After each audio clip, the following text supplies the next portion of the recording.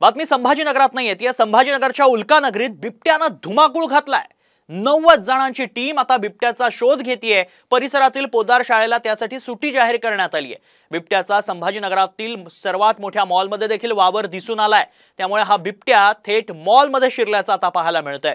सगळा मॉल हा रिकामा करण्यात आलेला पाहायला मिळालाय। दोन दृश्य आपण पाहतोय। या बिबट्याची दहशत सध्या या उल्कानगरीत पसरल्याचं पाहायला मिळतंय। संभाजीनगरात ही घटना घडतीये। शाळांना सुट्टी जाहीर करण्यात आली आहे। मॉल रिकामा करण्यात आलाय। 90 जणांची टीम या बिबट्याचा शोध घेतेय। अधिक माहिती जाणून घेऊ। आमचे प्रतिनिधी माधव सावरगावे सध्या आपल्या संपर्कात आहेत। माधव, बिबट्याचा शोध घ्यायला 90 जण आता शोधाशोध करतात। सध्या परिस्थिती काय? तन्मन, छत्रपती संभाजीनगर शहरामध्ये बिबट्यानं अक्षरशः दहशत माजवलेली आहे। गेल्या 3 दिवसांपासून तो बिबट्या सापडतच नाही, ज्याचा शोध वन विभाग आणि पोलीस घेत आहेत। आता मात्र आज पहाटेच्या सुमारास प्रोझोन मॉल, छत्रपती संभाजीनगर शहरातला सगळ्यात मोठा मॉल आहे, त्या मॉलच्या बाहेरच्या परिसरामध्ये सीसीटीव्ही मध्ये बिबट्या दिसला आणि त्यानंतर या परिसरामध्ये खळबळ उडालेली आहे की या प्रोझोन मॉलच्या कुठल्या भागामध्ये हा बिबट्या लपून बसलाय का, या संदर्भात आता शोध मोहीम सुरू आहे।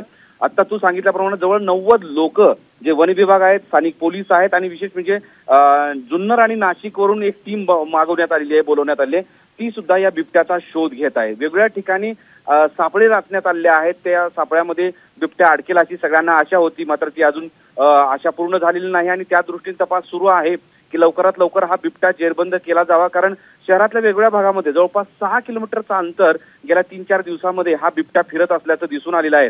कारण उल्कानगरीच्या वेगवेगळ्या भागामध्ये हा बिबट्या पहाटेच्या सुमारास सलग 2 दिवस दिसून आला। त्यानंतर आज पहाटे सिडको भागातल्या म्हणजे चिकलठाणा MIDC परिसरातल्या या मॉलच्या परिसरात दिसल्यामुळं हा बिबट्या शहरातल्या वेगवेगळ्या भागात फिरतोय की काय अशी एक शक्यता आहे आणि त्या दृष्टीने आता सगळे अलर्ट झाले आहेत। स्थानिक पोलीस सुद्धा आता या सगळ्या वन विभागाच्या मदतीला धावून आलेले आहेत। आता या घडीला मी स्वतः प्रोझोन मॉलमध्ये आहे। प्रोझोन मॉलच्या परिसरामध्ये पोलीस, त्याचबरोबर त्यांच्या जवळ असले जे सैन्यबळ आहेत त्यांच्या मदतीनं वन विभागाच्या वतीनं ही सगळी शोध मोहीम सुरू आहे। पण तो सापडत नसल्यामुळं लोकांमध्ये भीती सध्या तरी आहे। नक्कीच धन्यवाद माधव, आपण दिलेल्या सगळ्या सविस्तर माहितीसाठी आणि वेळोवेळी तुमच्याकडनं अपडेट जाणून घेत राहू।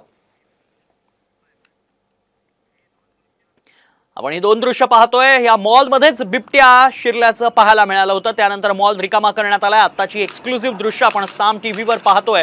वन विभाग, स्थानिक पोलिसांकडनं 90 जणांची टीम तयार करण्यात आली आहे आणि या बिबट्याचा शोध घेतला जातोय।